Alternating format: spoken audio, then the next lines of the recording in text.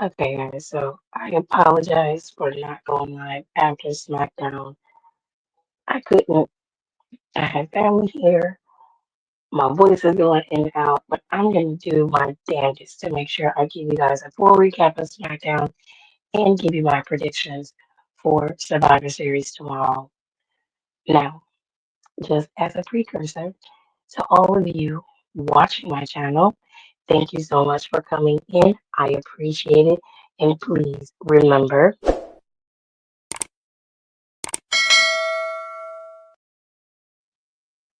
to rate, comment, and subscribe. It is free and it also helps the channel. Okay? With that being said, we paid some bills. Now let's get into the show. SmackDown was actually fairly decent. It started off with our women's War Games teams in terms of Rhea Ripley, Bianca Belair. The list goes on, babes. There were so many people that were out there. Both squads were in the show and they were there. The girls came out there, excuse me, they said their piece, and then it was a donezo deal for them. They got into a bit of a scuffle.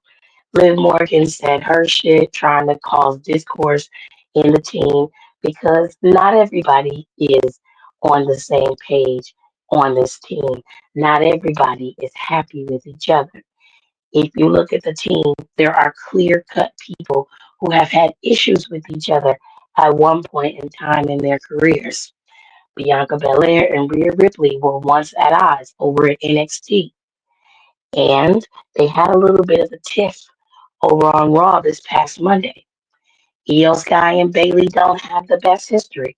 In fact, their rivalry is the freshest because Bailey took the title from Io Sky this past WrestleMania, and that was earlier this year. That wasn't that long ago. And so now you have Bianca Belair and Bailey, who have had a history of being at each other's throats for well over 3 years. Okay. It's been a long time. The only person who really doesn't have an issue with any member of her squad is Naomi. Naomi, in real life and in kayfabe, is probably the friendliest and easiest person to get along with, and she accepts people for who they are as long as they don't cross her. Now, when it comes to Liv Morgan's team, the problem with them is not that they are enemies, it's the fact that they are on one page. And that is where Bianca and Rhea's team will more than likely fail, whereas Liv and Naya's team will succeed. The girls are on one team and they know that they're only going to be working together for one night, and that's all they need. But there is some dissension in the squad over on Liv's side. You see Candace and Tiffany at odds, trying to prove that they are Nia Jax's best efforts at keeping her championship and, of course, being her best right hand woman, right? Now, Liv Morgan and Raquel Rodriguez have a very simple relationship. Raquel gets to keep Liv with the title, and she gets nothing out of the deal. At least for now, she doesn't. Now, I'm no rocket scientist, but I know that when factions like Liv's starts to crumble, it always starts with the most dysfunctional person within it. And on her side, that's Finn Balor. But that's another conversation for another day. As the girls tried to cause dissension amongst each other in the teams, this led to a brawl. Now, Liv Morgan tried to walk away and say, "No, we're not fighting. We'll see you at War Games tomorrow." Gave her a little silly laugh and walked away with her crotch pants. Rhea Ripley and the girls weren't having it. They were going at each other's throats. Now, Liv Morgan did say something that made sense. Bailey was not a part of War Games, not even in the slightest. She had no dog in that fight. But as soon as Jade gets injured, Bailey gets to swoop in and save the day. And Bianca was looking at Bailey like, hmm, that makes sense. And to be fair, it does. But I suspect that there is something else going on here. Something much, much more sinister. And when it is finally revealed, it's probably going to be one of the biggest shocks of the year. And I hope that this pays off for WWE with all the speculation and all the lies and all the kayfabe and storylines surrounding Bianca and Jade. I hope that this particular moment in time pays off for Jade specifically, and of course to whoever attacked her. But again, we must move on, ladies and gentlemen. So let's talk about the next segment on the show. Andrade took on Shinsuke Nakamura.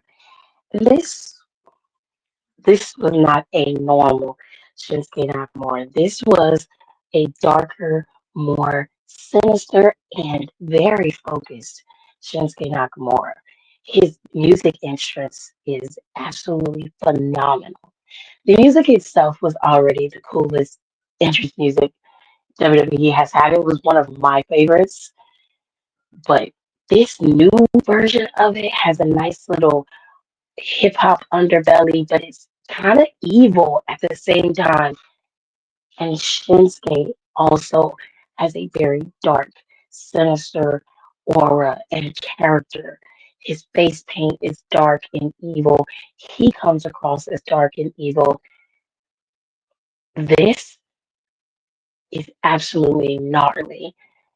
I will say that this match between Andrade and Shinsuke Nakamura was fabulous. It was such a fun match to watch, and I missed watching Shinsuke in the ring. He performed beautifully. Andrade has the ability to bring out the best in everybody that he faces. He compliments just about everybody, and he knows how to pick and choose his spots very, very well in the ring. So much so that it looks like a beautiful dance between the two people. Him, Carmelo, Shinsuke, they perform beautifully with each other in the ring. It's so much fun to watch him wrestle. I love Andrade. Andrade had a great match with Shinsuke, but ultimately he failed. He failed to the evil man. Okay. Now this was obviously not lost on LA Knight. He saw him win, he let him win, and then he came out there to be on the attack. But Shinsuke was ready. Not only did Shinsuke sidestep the champion's attack, he misted him.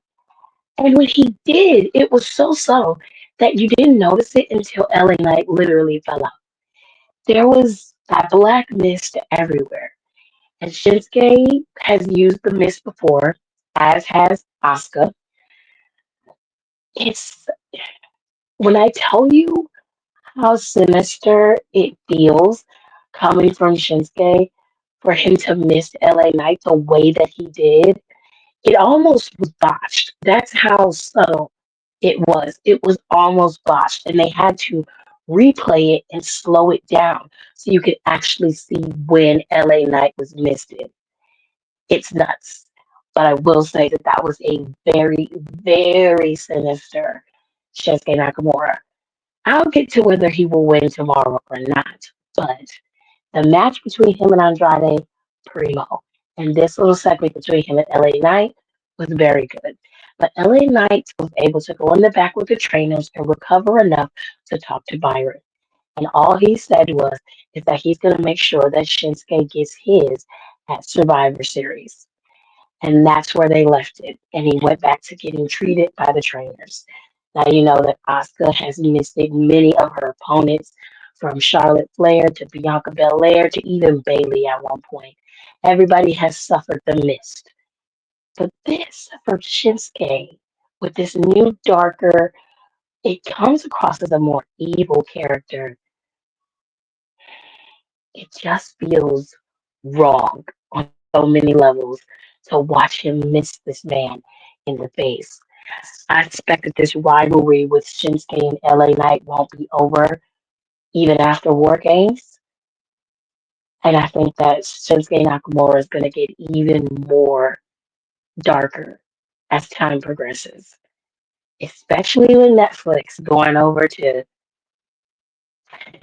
WWE going to Netflix and then going to TV 14. Shit's about to get real.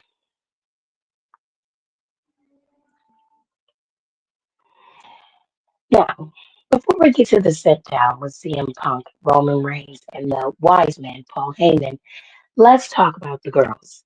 So, instead of replacing Jade with someone that we haven't seen on TV in a while, like Charlotte or Alexa Bliss, or somebody that hasn't been in WWE for quite a minute, they decided to go with Lash Legend. And Lash has proven time and time again why she belongs on the main roster. She is a superstar in every sense of the word. She was able to come into that match, though she was not scheduled to be there, and she performed exceptionally well against Piper and Michin.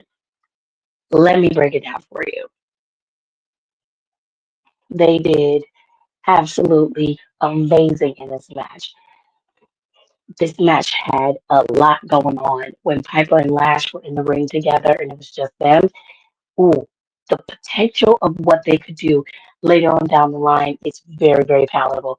Lash picked up Piper with ease and dropped her. It was so good to watch Lash perform at a high level like that. I'm so proud of her. I am so proud of her. Now, in this match, there was a lot of back and forth, and there was a lot of times where Lash was considered to be the winner, especially towards the end, because Chelsea came down and attacked Michin while she was distracted, while the ref was distracted. Lash and Piper were the only two people in the ring, and because Chelsea got involved, that made BFAB get involved. Now, prior to this, BFAB was on her Instagram, and she made it very clear that her girl Chan was gonna be getting it done, and she was proud of her.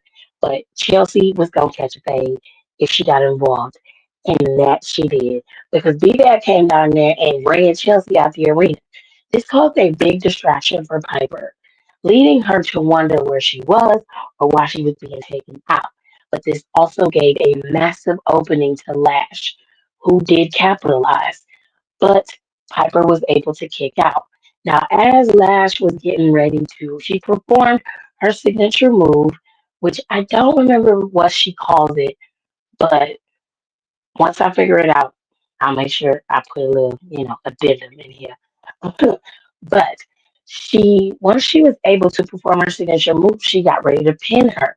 That gave enough time for Michin to recover and come in and steal it. She was able to take out Lash off the top turnbuckle and then get the pin on Piper, and she was able to advance in the tournament. Michin has now qualified for the semifinals, and this is exactly how I knew it was going to be set up from the beginning. Even if Jade wasn't involved in the storyline of being attacked and she actually was able to perform in this match, I still would have picked Michin to win. I didn't see Jade winning at all. But the tournament stands as is right now, and we've got one more week till we get to the finals. And I actually think that it may come down to Electra actually advancing in this tournament, but I suspect that Triple H is going to want another vet to go into the semifinals of this tournament, just like there is a vet on the other side for the semifinals of this tournament. And I really want to see how Michin and Naomi would play in the ring. I'm very curious about that.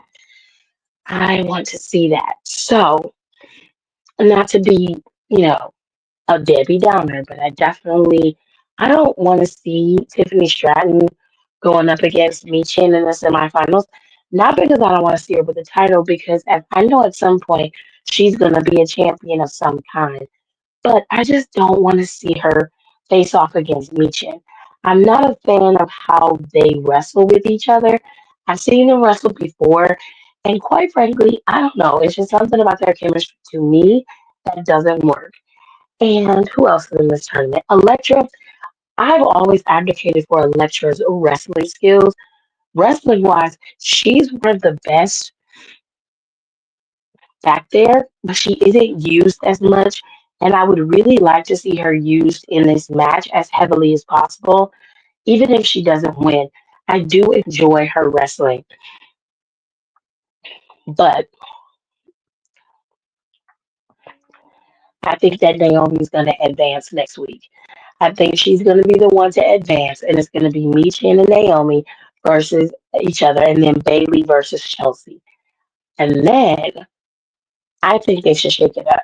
I think it should be Chelsea who wins on Bailey's side, and I think that Naomi should win if they're going to go with the vet. But if they pick Bailey, then I know for a fact that Michin is going to beat Naomi, and then Michin is probably going to end up beating Bailey at Saturday Night Main Event and becoming the very first United States Women's Champion, which she was my pick from the beginning. So I think that's the route I'm going to go. I don't think Chelsea's going to advance to the finals in this tournament. Although I wouldn't mind it, I just don't think that she will. However, I would love to see Michin win that championship. Mia Yim deserves it. After everything that she has gone through with NXT and then going to the main roster and just being put through the ringer, it would mean the world to her and, of course, to her fans and to people like me who have believed in Mia from the very beginning. I've always thought of her as somebody who was very, very spectacular, amazing personality, fun to watch, and she just has a great presentation about herself. Another person that I think would have done well in this tournament was B-Fab. No shade to Chelsea or to Bailey, but I would have loved to see B-Fab advance. She did exceptional in her triple threat match with Bailey, and who else was she with? Candace. They did very well in her match, and I was like, oh, BFAB would have been great. I really would have loved to have seen what she can do in a one-on-one match. But if you want to see BFAB in a one-on-one, you can always go over on X and watch her WWE Speed match with Natalia. It actually was very good. Zelina Vega had one, I believe it was sometime this week, and it was actually very good as well. So if you want to go watch that, you definitely should. The speed matches over on Twitter are really interesting. They're only 3 minutes, I believe, and they go so quick. They're so fast. It's a very interesting concept with WWE Speed. I was hoping that they would move WWE Speed off of the internet and put it over on Peacock, or maybe they can put it over on Netflix, like, as a quick filler or something. But WWE doesn't think like me. So it is what it is. That United States Championship, man, she's a beaut. She is a beaut. So I would love to see this belt around Michin's waist. Although I wouldn't be mad if Naomi won it or even if Chelsea won it. I would congratulate them. But and there's no shade to Bailey, but I just don't think that she should win it at the moment. I love Bailey, but I want the championship to be on somebody who could really work to build it up, not somebody who's already established and then the belt is established because of them. I wanted to have a fresh start with somebody who's a fresh champion. That's all. Move on. Now, Carmelo Hayes and Cody Rhodes had a match today, and this all stemmed from last week when Carmelo Hayes co-signed Kevin Owens and claimed that the whole locker room was talking about Cody and his undying loyalty to himself. And essentially, him siding with Roman Reigns or teaming with him at all was blasphemy. The interesting thing was that this is couldn't be any further from the truth if we're being fair. Okay. The problem I have with that sentiment with Carmelo Hayes is that Carmelo also wasn't doing anything to combat against the bloodline. In fact, when he got there, the bloodline had damn near imploded by then. The new bloodline had began to spring up and was attacking people, and he was not doing anything then either. Yet he's in the back talking about this is what the locker room is saying. This is what we're talking about. Lies. And everything that Kevin Owens was saying to Cody was targeted specifically at Cody from his perspective. So there's no way that you would have been able to even understand what he's talking about. Because while Kevin was on the main roster fighting, fighting Roman for almost 5 years, you were over in NXT running around with Trick Williams, gathering your North American Championship, your NXT Championship. You went from one title to another. You didn't understand, nor did you care about what was going on the main roster. So you wouldn't be echoing the same sentiments as Kevin Owens because you haven't experienced anything that Kevin has experienced. Even if you believed that Cody was a turncoat, nothing that Kevin said to Cody would even mirror your sentiments at all. You would have a separate issue with Cody. So the things you're saying is lies, is what I'm saying. It was flawed. You did that to gain attention, which you rightfully got. But the attention you got is not exactly the attention you wanted. I think that you kind of manipulated the situation so that you could be in the limelight because you knew you couldn't do it any other way. And so, because of that, you found yourself in a match with the WWE champion, but not in a good way. You did it in the worst way possible. Now, when Carmelo came out there for their match, instead of just walking his happy ass to the ring, he decided that he was going to antagonize the champion once again. Now, he had already done this over on Twitter when he referred to Cody as Homelander, and then he referred to himself as A Train. I think that's the guy's name, the black guy that's on the boys that's supposed to be a part of the heroes with Homelander, but I think that he's flipped sides since then. I haven't watched The Boys since season 2, so pardon me, and I haven't been able to speak to my husband about it because he hasn't watched season 4. I think season 4. He hasn't watched season 4, and I don't think he's watched season 3 yet. So, anyways, he referred to him, and I think his name is A Train. I want to say his name is A Train. If I'm wrong, just correct me in the comments, and I got you.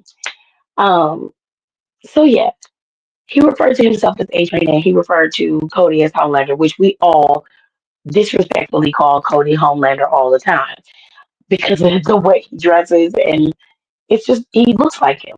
To me, he did. Anyways, Cody put up a meme that I ain't never seen before. It was like a faux Arthur meme where the dude had his hand in his pocket and was putting up the middle finger. I was like, this is the kind of mess I like. I like my heroes to have a little bit of a bite to them. I like them to have a little bit more edge. You feel me? I don't need you to be calling people cowards and doing all the niceness. Nah. Like, go whoop ass, bro. Go talk shit. Be nasty to the people who deserve it. You feel me? Anyways, so your resident Carmelo Hayes was all his feelings coming out there doubling down on his sentiments from last week. Again, very manipulative, very narcissistic to take a situation that has nothing to do with you and somehow apply yourself or implant yourself in the middle of it when you know damn well you don't know nothing about what you're talking about. Okay? But it is what it is, boo. It is what it is. So, Carmelo and Cody had a fight. It wasn't a bad match. It was actually fairly decent. Both men performed exceptionally well. It's just that Carmelo Hayes fell short, as he usually does, to Cody Rhodes and his crossroads. He was able to hit the crossroads. He was able to hit his Cody cutter. Took him a little bit, but he was able to do it, and the game was over. Cody Rhodes wins, and Carmelo Hayes got taught a valuable lesson. Mind your business. If the game ain't talking to you, you understand? If they're not talking to you, mind your business. You back there gossiping like you a couple of hens. Like, I'm going to say it to you, you know, the way one of my homeboys used to talk to me back in the day. Like, oh no. Keep in mind, my homeboy is a Cleveland nigga. Okay. So some of the things I say may not apply or may not sound the same in your region, but I'm gonna try to break it down a little bit. So my homeboy used to say, I don't like a nigga that be acting like a bitch.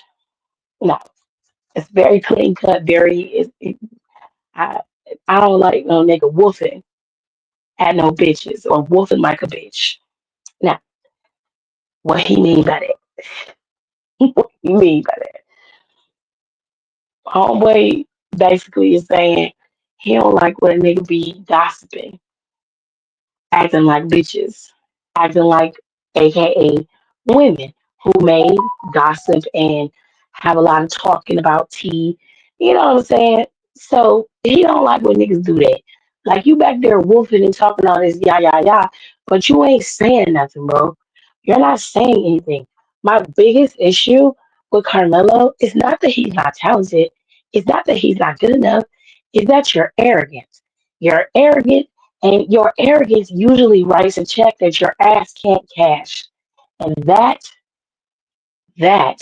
is what happened to you today. You wrote a check that you couldn't cash, and Cody Rhodes took that shit out with interest.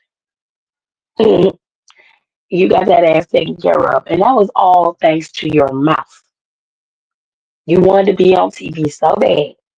You wanted to be in the limelight so bad that you interjected yourself in some business that had nothing to do with you. I can understand if Kevin was out there talking about the locker room or was talking about you specifically, then I'd be like, well, I'd say something too, but that's not what happened. That's not what happened at all. In fact, it was quite the opposite, sir. You were not even involved in the conversation. You were not even to be contacted. Like, what are you doing? Oh, why are you here? We did not call you. Please stop. Please find yourself something safe to do. Please. Please, because we're tired. Now, this was a very, very interesting conversation. One would say that it leads you to a path that could possibly lead to some future altercations between these two men. Now, we've seen Paul Heyman be fought over before, and this has happened in various variations with Brock Lesnar and CM Punk, Brock Lesnar and Roman Reigns, and now CM Punk and Roman Reigns. Everybody has a wise man, and he's been a wise man to many superstars over the years.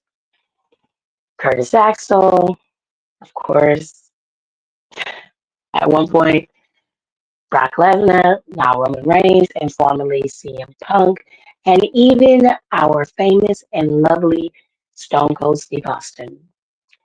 With all that being said, though, this particular meeting was interesting for several reasons. Number one, it showed that Roman Reigns still believes that he has this omnipotent power and that Paul Heyman is reinforcing that power with returning to his duties as the wise man to the original tribal chief, the true tribal chief, Roman Reigns. Now, this meeting was set up very much Goodfellas Godfather style. They were in a dark room. They were sitting at the table. Roman was at the head of the table, pun intended. The wise man was next to him. And of course, they were waiting on CM Punk. And Roman was a little testy about that. He goes, wise man, You pick this man and he has me waiting. I don't like that. I don't like that at all. He gets up to leave and then conveniently the voice of the voiceless shows up. He sits down and he says, I don't have a lot of time. So you wanted this.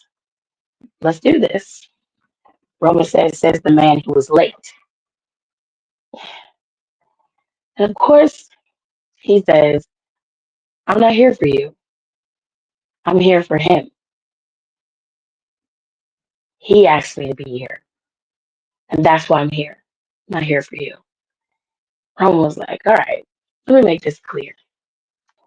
First things first, I don't need you. I don't like you. I don't want you here. And then CM Punk jumped in and he says, well, I'm not here for you. I'm here for him. That's it. That's all. Roman makes it very clear that this ain't gonna work, that they can't get past their differences, and that he don't trust him. Paul interjects. And Paul says, respectfully, my tribal chief, because this is after CM Punk basically told him, but Roman ran it down. I don't like you. I don't want to have shit to do with you. I don't want you in my business. I don't want you on my team for war games. Period, point blank. I don't want you here. I don't need you. CM Punk says in rebuttal, like, bitch, I don't like you either. I don't like the way you operate. I don't like the way you handle shit. Like, I don't fuck with you like that. The only reason why I'm here is because of Paul and what they did to Paul. That's it. I want to get some get back for him. Then once that's done, bitch, I'm out of here. I don't want to have shit to do with your ass. You feel me? You ain't gotta like me. You ain't gotta like me. I'm cool on you. No. Pauline was like, okay, son, son, back to your corners. Okay? Okay? He said, I want y'all to understand something. Listen, we have to work together. He said, now you may not like him. Fine. You don't gotta like him, and you ain't gotta like him. But listen, if we don't do this together, Solo is gonna win. And if Solo wins, you're finished as the tribal chief, Roman. It's over. Bloodline be damned. It is over if he wins. He said, you can talk all the shit you want to, but you will have zero power to be able to combat him. He will have everything. We need him, whether you like it or not. We need him. Now, he said respectfully to you, CM Punk, if we lose, Solo will still come after you because you are still a target. You are a viable threat to their bloodline, and they will destroy you because of it. Five of them, not four, all five of them will destroy you because of it. Now, the way I see it is we can either fall apart and Solo wins, or we can unite and at the bare minimum survive. Those are our options. So Roman sat there. Mama said, one time, one time only, and then we're done. And CM Punk said, sure, one time and one favor. And Roman was like, you want a favor from me? CM Punk was like, oh no, you misunderstand. One time and one favor from him. Roman said, bitch, the fuck going on around here? CM Punk was like, we got a deal. I'll see y'all Saturday. Walked his ass up out of there. Now Roman said, wise man,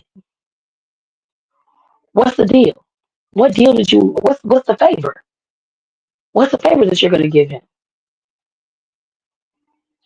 The wise man said respectfully, my tribal chief, we need to get through Saturday. Once we get through Saturday, we will have a nice talk about it. And Roman just like, so he's looking at him like, so you're not gonna tell me. And Paul just kind of laid his head down. And then that was the end of that exchange. Now, this leads us down a completely different path from what I thought was going to happen at War Games. Because the following segment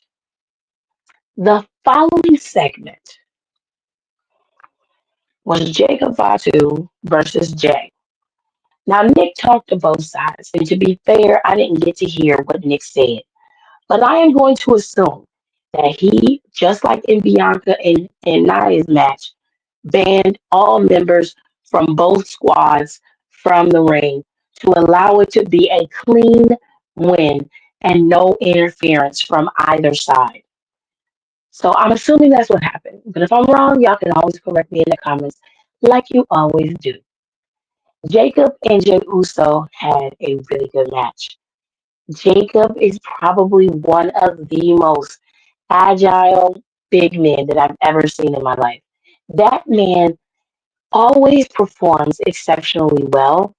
I watched him in his MLW days, so I know exactly what he is capable of. But in WWE, there's a certain way you have to wrestle. There's a certain finesse to it. And Jacob has been able to pick up on that very well. He is exceptional in the ring. He plays well with others, as you can see. And in a singles match, he looked flawless against Jey Uso.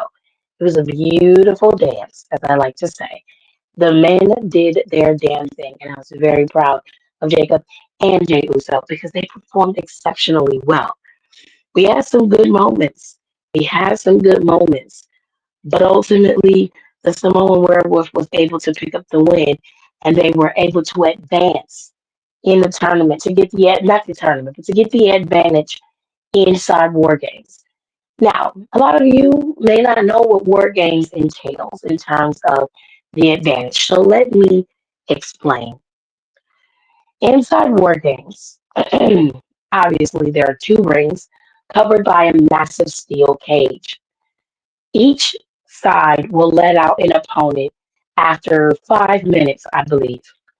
And after 5 minutes, each opponent gets in, they keep going and they count down. And once each member from each side is finally in the ring, that's when the match actually starts. So you got a lot going on, but there is always an advantage to be had. The advantage is who gets to go first. So if you're able to have your side with the advantage going into war games, you are able to soften up your opponents more and have everybody beaten down before everything gets equal, which makes it a lot easier to take out the other side in war games. It's a full chaos in that match. Anything can happen, and usually anything does. But I suspect that War Games is going to be a very interesting time for both the men and the women. So I'm going to show you how I believe War Games is going to open up, and then I'm going to give you my predictions on the War Games show. So let's get into who's going to win and who's going to lose at War Games. For the sake of continuity, I believe that the women are going to open up the show as they always do. The women's War Games match is usually phenomenal. They always do an amazing job in this match. I believe that unfortunately, per my theory, that whoever gets the advantage will lose in War Games. I haven't been wrong yet. I haven't been wrong yet in a War Games match. Whoever gets the advantage will lose in War Games. And that literally means that because Bianca and Rhea's team have gained the advantage in war games that they more than likely will lose against Liv Morgan and Nia Jax. Now, that's just my theory, and it's a working theory, but it doesn't necessarily mean that it's going to happen. According to one of my favorite followers and one of my peoples in my United States of Tiffany Nation, okay? One of my citizens, Aaliyah, she says that it's a 50-50 shot for the women in war games. Sometimes you gain the advantage and you win, and sometimes you gain the advantage and you lose. My theory is that this year the person with the advantage is going to lose. So in the women's war games, unfortunately, Rhea Ripley and Bianca's team may suffer a loss due to that factor. However, Triple H could swerve us. He's been a little swervy as of lately. He could swerve us and change this game completely.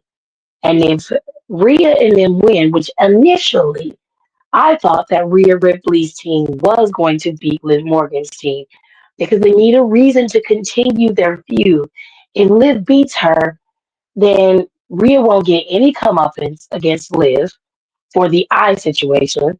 I mean, she could always go after her on her own, but this would give her the momentum and possibly persuade the GM to give her another shot at the title uninterrupted. I don't know. I'm low key torn, but I want to stick to my theory that whoever gets the advantage loses in war games. And I'm sorry, but unfortunately, Rhea Ripley's team has the advantage, and they more than likely will be losing at war games. It's sad, but I'm sure Triple H will find a way to make the story work out for Liv Morgan and to piece together the situation with Bianca Belair, Bailey, and Naomi. Because after this, Io Sky is going to challenge Liv Morgan, probably at Saturday Night Main Event for her Women's World Championship. Which to me, it would be perfect timing for her to take that title off of Liv. If I was Rhea, I would cost Liv that championship. But that's just me. That's just me.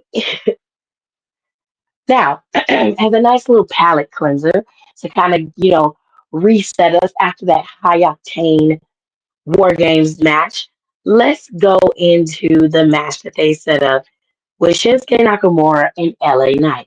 I think this will be the second match of the night. It's going to be a little bit slower in pace. It's going to be a little bit more calming. So people are going to sleep on this match, but I think this match is going to be good. However, I think that LA Knight will retain his championship, mainly because I think they want to flush out this feud between LA Knight and Shinsuke Nakamura just a little bit longer. And they definitely need to. Shinsuke has a viable villain character right now, and he's in a good place where he just got back. He's looked strong, he's booked strong, and I believe that Shinsuke could possibly end up with this championship in the very near future, giving LA Knight some room to move in a different space and possibly shift his character to being a heel again. I think that would probably work for him better in this particular space. Even if he doesn't go back to being a heel, I think LA Knight could move to being in main event, situations where he's possibly fighting against Roman or, against Cody for that title. He could be a viable opponent within the next couple of months. Since we're on the road to WrestleMania and Royal Rumble, I don't know. He may keep his championship all the way to WrestleMania. We never know. But I really do think that Shinsuke would be the perfect person for him to drop it to. And Shinsuke could also create some want and need for this title. It would really work out for him. But I mean, listen, we got a little bit of time. We just gotta wait and see how it all plays out. You feel me? But I promise you, I think that LA Knight's gonna retain and they're gonna continue this feud and possibly end up fighting again at Saturday Night Main Event. So let's move on. Let's go to the next match, which will probably be not that one. The triple threat match. This one is gonna be the match of the night. This is gonna be your sleeper match. The boys are going to be in there banging. You've got Sheamus, you've got Braun Breaker, and you've got Ludwig Kaiser. Now, as much as I can't stand Ludwig Kaiser, I will never take away from the fact that the man can wrestle. That walking titan is an amazing wrestler. Braun Breaker, for a big man, is extremely agile, very, very fast. He's a good wrestler as well. And Sheamus is always willing to fight and put on a banger. Okay? So this is going to be your sleeper. Who I think will win? Anybody in this match could win. You could have Sheamus finally get a title that has eluded him for years in the WWE. You can have Braun Breaker retain, which to me would be boring as hell, but sometimes WWE does what WWE does. Or you could do something completely left field and put that championship on Love the Kaiser and cause a complete and utter uproar. You can do all those things. All things are possible through Christ who strengthens me, which is why I don't have a true pick for this match. I'm very excited for it, and I really, really want to see it.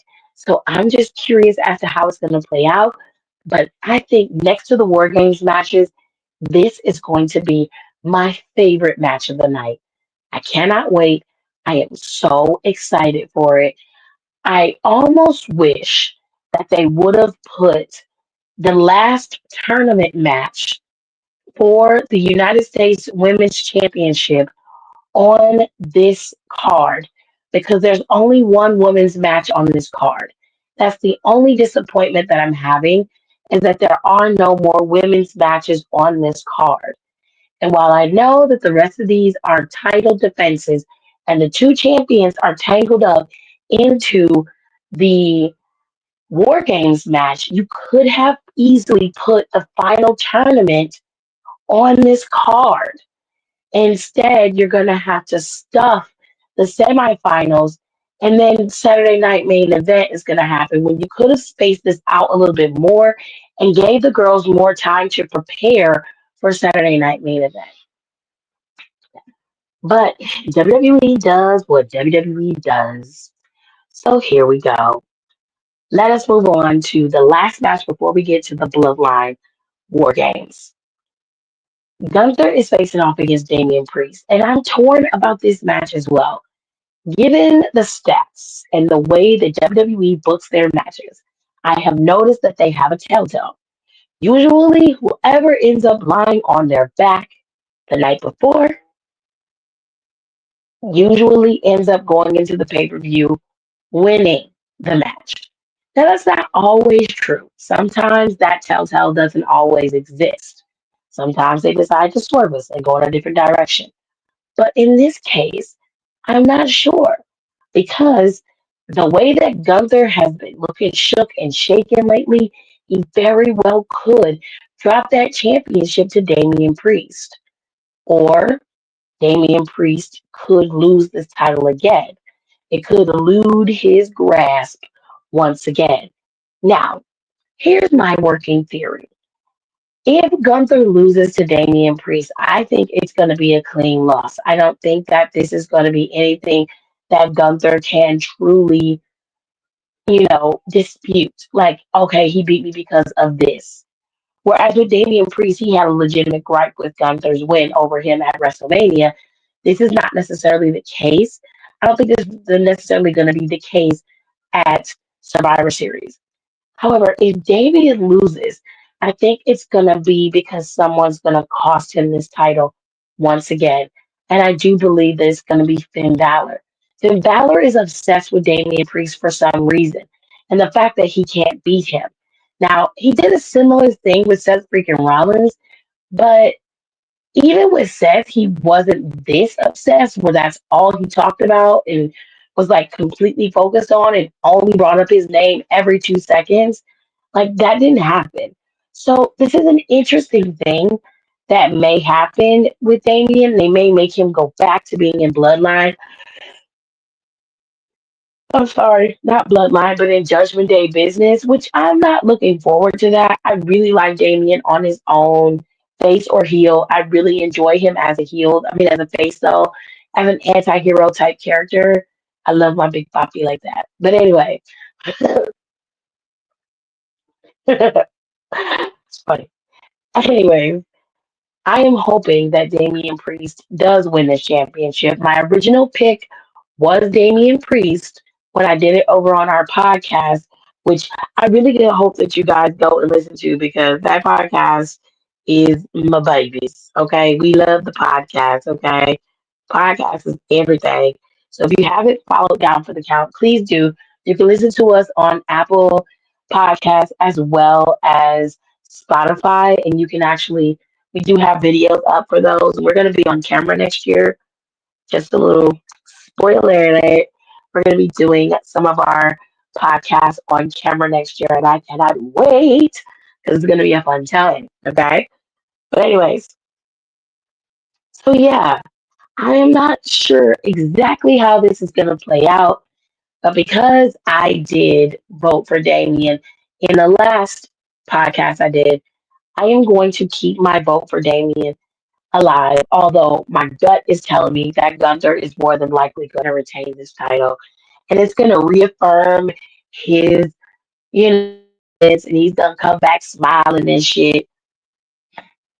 But I hope it's on some nefarious bullshit and he actually is still shaking because this new vulnerable Gunther that we're seeing, it really adds some complexity to his character, which I enjoy.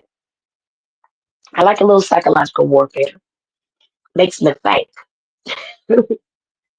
Last but certainly not least, we have the bloodline versus the original bloodline, and of course, a Paul Heyman guy, CM Punk.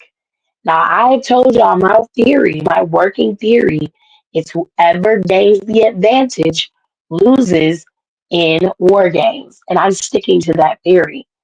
Jacob Fatu and Solo have earned the advantage in war games.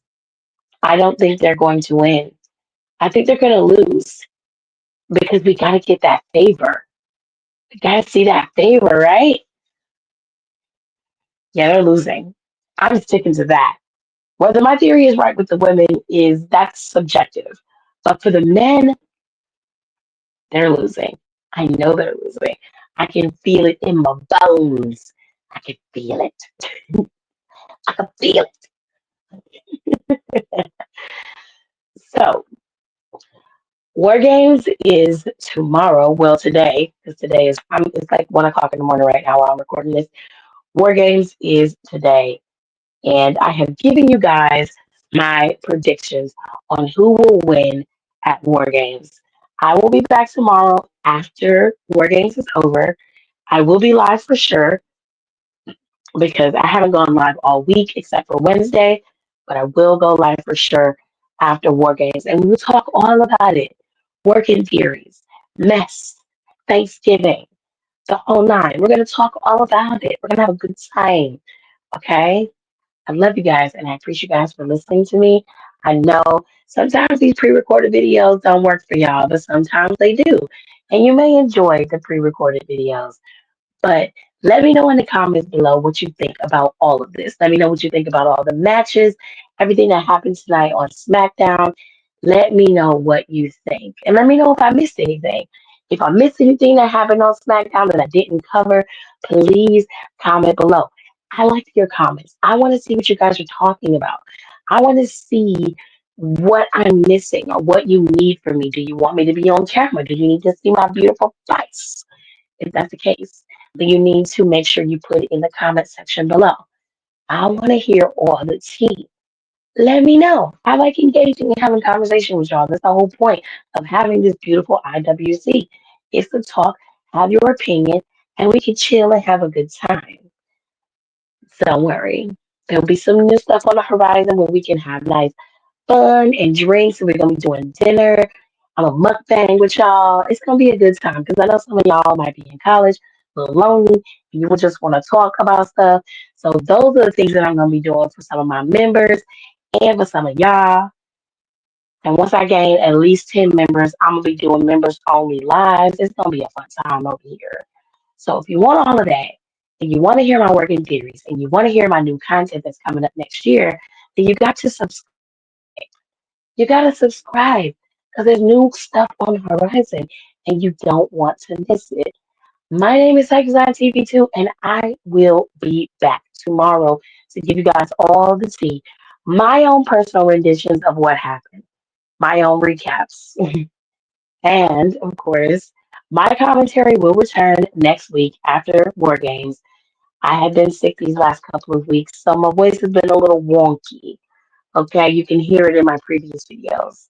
So I appreciate you guys for sticking around and loving me regardless. And I love you right back. I'll see you guys next time. Bye.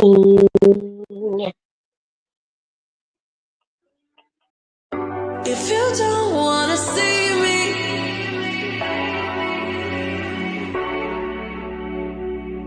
if you don't wanna see me, did a full 180, crazy, thinking about the way I was. Did the heartbreak change me? Maybe, but look at where I ended up. I'm okay already, so moved on, it's scary. I'm not where you